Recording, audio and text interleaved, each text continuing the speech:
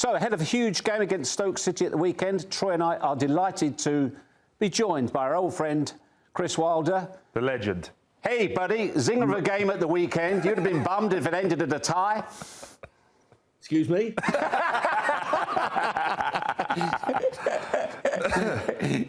You've got to talk our language now. Can you talk my language? Can you talk our language? Seriously. That game at the weekend, after 4 minutes, you're 2-0 up, you must think, I love my job. Second half, you're thinking, I hate this, we're hanging on. You know what? I'm the most pessimistic manager there's ever been. I think I said to Nilly, we need the third. And then when we got the third, I think we need another one. Yeah, that's just how it is. But you're on a great run at the moment. 3 straight wins, big week. Obviously, it's all going right for you. What do you put it down to? Me, obviously. You know. 100%. 92 points last year. I don't know if you saw that. Don't talk about Wembley. Listen, it's. I knew I was coming back into the players that were already here and that I inherited, and the players that come in. They took a big hit at the start of the season in terms of big changes from staff point of view and big changes for losing some good players and bringing some other players in, a little bit of a culture shift. I've got to say, though, guys, when I was asked to come back, I was delighted. I wanted to serve the club. I wanted to try and turn it around and help the owners. And the owners have been absolutely unbelievable in terms of just sort of giving me the support and backing as well. And just their sort of attitude towards everything. I think quite easy. It could have been, you know, we've been with Chris before. We want to go down a new route. But for them to have the conversations that we had at the end of August was great for me, and I'm hopefully I can help in turning us back round, which we've obviously started that journey. Yeah, Chris, I was going to ask you on that. You hear about it now, don't you, all the time with these managers. They need transfer windows to get their own stamp on it. They need their own players until you can see what it is. You missed all of that period in being away, and I'm glad you alluded to it. I didn't really want to talk to it. I wanted to ask you more about how have you found getting your style with players that aren't all necessarily yours and certainly wouldn't have been in the profile types as well, because that would have changed with a different manager. How have you found that little bit of transition now? Yeah, for the first part of your question, Troy, I don't go along with that. I think good players, if you bring good players in, listen, you don't want to, you know, have a major rebuild every year. And I like to think that if we'd have kept the majority of our players and nudged it a little bit, we'd have done what Coventry have done. And there's a bit of, you know, continuity there. And you always want to work a pre-season to get your messages over and into the players. But I think managers eye behind. We need 2, 3, and 4 windows. We had a big turnaround of players pre-season last season, and we ended up getting to where we were. It's just if them players are willing and want to take in your messages and want to be part of what you're trying to achieve. Culture's a massive thing for all of us. You know, the teams that you've played in, the successful teams, and you've headed all that up, Troy, as well. You know, I know personally firsthand, you know, your influence on that culture. And when you get it right, you know, you give yourself an opportunity. So, I think some of the teams that I've taken over, you know, I took a team over at Middlesbrough that were pretty good, and we added our little touch on it. I like to think that Michael Carrick took my team over at Middlesbrough and did a couple of bits just to get them going and went with it. Steve Cooper was obviously the big notable one. Frank last year with Mark Robbins. You know, sometimes you just don't get out the traps, but I think, you know, there was obviously a massive change and shift in culture at the start of this season, which the owners recognised wasn't going very well and wanted to make that change. So thankful that they did, and getting back to what a Sheffield United team looks like, what a Sheffield United player looks like, Troy. And yeah, I think that the players were well, I like to think so. We're quite pleased to see me. Maybe not the one that didn't play on the Saturday straight away. But you know, it's a decent group, but it has been pretty tough. I think that the biggest thing, the obstacle, is the lack of belief. They were quite confused, the players, in terms of how we wanted to play. So simplifying it was the big thing, and just rubbing their heads and trying to get them back to being the players that they have been at other clubs and they have been at Sheffield United. Chris, the division, I think, is arguably the toughest division in the world. It is such a slog, but also it can move so quickly. You can throw a hanky over mid-table, and I was having a look this morning. You're 1 point above the relegation zone, but you are only 10 points off of the playoffs. Now, right now, and I agree, Nigel Reo-Coker said it on our show on Saturday when we watched your game, you would not rule Sheffield United out of the playoffs. Have you said that to the players? No. I've just said the old one and the safe and boring one, Geoff, is, you know... We're not going to let you get away with that. We have to be consistent, and I think they've already booked Las Vegas. I think the boys have already sorted. I have heard about these trips, to be fair, these promotion parties to Vegas. But listen, there's a lot of work to be done. But you're right on the division. You know, I'm not so sure two teams are going to get 100 points this season, and another team's going to get 92. One might get 92 plus. I've got to say, you know, job that Frank's done in taking over a good group and adding to it, adding some good players to it, and adding his touch to it, and they've been, and quite rightly so, the standout team. You know, I always think, and possibly Frank will not say this, it's quite easy when you're looking from the outside, and maybe you're looking at us and thinking, you know, it's, you know, no, they can go. But from Frank's point of view, you know, not a job done, but they're in pole position. And us, I'm enjoying working with this group, and we're winning, and we have to keep that consistency in our approach.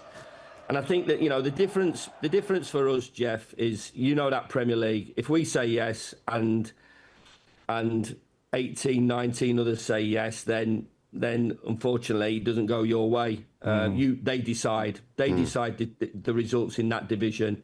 And I'd like to think, with the experience that we've got from the coaching side and the manager and the players that we've got, that we can decide quite a lot of our outcomes in this division, if our approach is right, if our attention to detail is right, and we're good at all disciplines of the game. We give ourselves a massive opportunity of winning games, and we just have to keep on going and seeing where it takes us. If we can nudge that down a little bit, Geoff, before the turn of the year, going into game 24, that means that we're winning games, and then we give ourselves a good opportunity in January.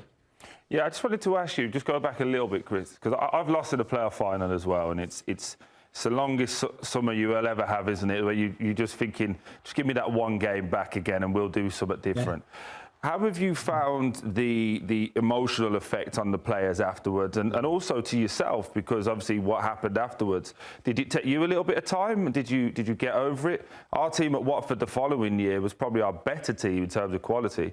We finished 15th. It just took us 6 months to get over it. Yeah, no, I can see that, and it was a painful one, and we said straight away it'd take a bit to get over. Alcohol usually helps, which obviously did for a little while. So I had the double whammy of obviously losing my job as well, so it wasn't a great summer. So I decided to go abroad. I went to the States as well. I went to the States for a couple of weeks.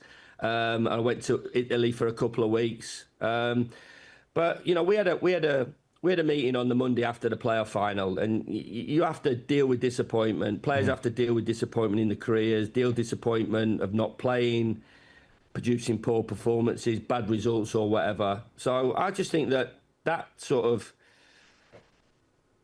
you get recognised and judged on, you know, when I always say, when the champagne's dripping from the ceiling, it's pretty easy to play. But when the times are tough and you're under the cosh, whether it's form or results or things go against you, it's a sign of your character, personality, and your signing of the team. This was a tough team, but there's a lot of things happened in the summer which, you know, we don't want to really all go over. But you know, and we're gonna have disappointments between now and the end of the season. But we sort of got ourselves in a good position. So consistency and attitude's good. But yeah, it was a real tough one to take. It was a tough one to take. But we were positive that we were in a better shape than we were the previous pre-season. So that was giving us some good ambition and some good feelings. You say, you know, you've got to respect this division, and nobody knows it better than you. What do you make of Stoke City right now? Where's the danger when you face them? And also, as well, coming off the back of a loss for them as well, they'll be fired up. Yeah, 100%. I think the end of the game as well. You know, there was a lot of sort of emotions running through Mark's. I've got, you know, a huge amount of respect for Mark. What a fantastic job he's done everywhere he's gone, especially Coventry. I always thought that somebody would get Stoke right and put it back on a positive journey and a positive footing. I just think that, you know, when you talk about how difficult this division is, when you talk about Luton going through the division last season, you know, out of the three sides that got relegated, you know, a lot of really good things said about Luton Town that season when they went down, and you know what happened to them, what's happened to us this season, the starts that Southampton got off to, and Ipswich as well. How difficult it has been for Stoke to get back into the Premier League. You know, big club, incredible owners in terms of the backing that all the managers received there. Guys, the Coates family, as we know, what they've done for the football club and the surrounding area. And I think it just shows you how difficult it is, and the amount of ex-Premier League teams that have struggled to get out of the division. You know, you look at Norwich at this particular moment, you look at West Brom. You know, there's a load of teams that tasted the Premier League, us included, and want to get back, but it's not straightforward in terms of getting back. I think they're recruited really well. I think it's a really balanced squad. I think at the top of the pitch they've got some real big threats. I think Sorba Thomas off the left is having a fabulous season. Great goal by him on last Saturday. But you've sort of captured everything you've said so far in terms of it's so unpredictable. You know, I get calls from my pals, you know, who do you fancy this week? Who do you fancy that way? I say, stay away from me, because I'm not, I'm the worst person to talk about, you know, tipping games, because anything can happen. You know, Oxford beating Ipswich last Monday, great result for Gary, great result for Oxford United. Ipswich, obviously, you know, fabulous season. You know, last couple of seasons, and then getting into the Premier League and coming out, and you would have tipped them to be up with Coventry. But I think it just shows you the competitiveness, and like you said, one of the hardest divisions in the world. Yeah, last one from us, Chris. Just out here, we do things a little bit differently. And I've been a bit cheeky while you're talking. I'm looking over your shoulder. I'm seeing the hospital visit on the 8th there, it looks like, I think, on the Tuesday. So there you go. Look, so everyone knows, obviously, that's how you plan your weeks out and months out and how it looks. There's a couple of Christmas parties in there, Troy, as well. Well, they're the only ones that matter. But in all seriousness, you've spoke about making Sheffield look and feel like a Sheffield United team that you can be proud of and that City can be proud of. I just want to give the American audience just how important is it, these hospital visits? Because as a player, I know how important it is, but obviously for a manager, for a community, you can talk to that better than us.